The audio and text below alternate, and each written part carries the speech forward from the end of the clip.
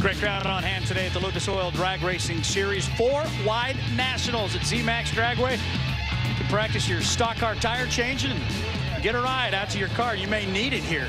Shopping? Send the Nitro Alley when we're done out. It's been a terrific crowd all weekend long. The weather is just absolutely amazing. A couple of big-time players here. That's Brad Plord, the Lucas Oil machine. It says Charlotte Lucas on the side because Charlotte actually drives it from time to time. And Al Kenny, the former world champion. This is my favorite. I'm going to spring one on the stat guy. You ready? Al Kenny's first final round in NHRA. Montreal, 1977. Holy cow. In Pro Comp. And he lost to Dale Armstrong. Today he lost to Brad Plord. And it's Brad Plord in a car that we've been laughing at all weekend long. It's Charlotte Lucas's dragster. It's the Charlotte Lucas show. Every time I say it, I have to think of Charlotte. Brad is 001 on the reaction timer and puts another trophy in his ever-expanding trophy case. The 17th of his career.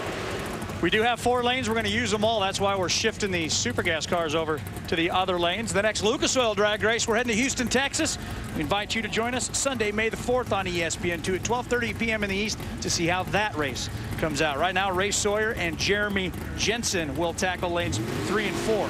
At this particular event, because they run the pro cars 4 wide, they split the sportsman cars back and forth just to keep the number of runs in each lane about equal, because it really does make a difference. Oh, did the Corvette win? No. Give it to the Camaro that chased him down at the top end. Nice job, Ray Sawyer. 001 on the tree. Broke out by less. Ray Sawyer and Brad Plord both had 001 reaction times and both closed the deal at the finish line stripe. For Ray, the former world champion, that's national event win number 4. Well, that will bring us now to Jeff Harrington and Greg Rowe. We call it the stock final. Greg Rowe, of course, his dad Bud is an absolute legend in the engine building business in this part of the country. And how about those cars? Jeff Harrington, 13 model. Cobra Jet Mustang, got a little throwback paint job on it. 5-liter, trying to track down the Firebird. Firebird with a nice wheel stand. Can he wheel stand it to a Wally? Yes, he can. How about Gregory Rowe? Greg picks up his 2nd win in his 2nd final. Now he's got another gold trophy to go with the one he won in Gainesville back in '97. How about this? These are 9-inch wide stock 9-inch wide tires on the stock Eliminator cars, and they are skying them off the starting line. That's pretty cool. Probably 50% of the cars in the stock pits have a sticker on the back of them that say "Stockers are way cool," and you can see why. In the pits at an NHRA race, you literally will see everything from the mid-'60s muscle cars to the brand new stuff. We had Copo Camaros, we had Hemi cars, we had obviously Cobra Jet Mustangs. Stockers are just amazing machines, especially when they run like that. Absolutely. Now it's super stock time. That is Peter Diagnolo and Jimmy Ronzello. I know one thing for sure. We're about to have a first-time winner on the NHRA National Event Tour.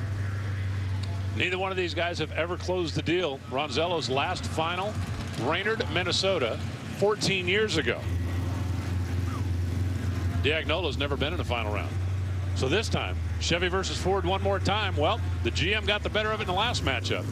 By the way, 14 model, supercharged, 5.4-liter factory race car. Cool. You can go to your Ford dealer, buy one of those, get yourself a helmet and fire jacket, and you're ready to race.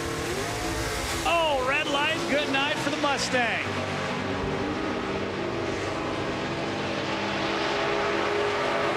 So Pete gets his first. He gets to enjoy it. Nice, gentle drive down the ZMAX lane number 1. Think of that as a home run trot. You know, once the thing clears the fence, you just sit there and wave, and as you said, enjoy it. Let's go back and take a look at this one. You can see the wheels upcharged, the red light already on, but watch Pete's car. Was it hunting maybe toward that center line? Yeah. Better gather that back in. If he'd have crossed it, he handed it right back over to the 14 Mustang of Ronzello. That will bring us now to Comp. Scotty Richardson, one of the top 50 all time, even though he hasn't been spending a lot of time on the NHRA Tour as of late. He's driving Vinny Barone's car. Want to shout out to Elizabeth, Vinny's daughter, who always pays close attention, watching from home. And Russ Jolly in the Cobalt. Handicap racing here, and a red light start for Russ Jolly. And you know what that means, Dave? Tell me. Scotty Richardson joins a very elite group. He has won in 6 different classes on NHRA. Super Street, Super Gas, Super Comp, Stock, Super Stock, now Competition Eliminator. Only 2 other guys have ever joined that club. He's member number 3. Peter Biondo, Jack Coughlin. Yes, sir. Boy, was Vinny Barone happy at the starting line, I'd say. He's kind of an excitable guy. Marco Abruzzi in the orange car. Mark Caruso in the white car. Top sportsman. Caruso trying to win his first ever. Not today. Marco Abruzzi, 15 on the tree, 6.89 on the racetrack. Caruso slowed way down. Marco gets his 4th win. And you remember, 3 of those he picked up in 2 weeks. They had like a rain-out race and a makeup race and a national event race, and he won like all of them in 5 days. 4 lanes at the drag strip. The dirt track at Charlotte across the street hosts the World of Outlaw Finals every November. Then there's that giant 1.5-mile oval across the street. Alcohol Finals next.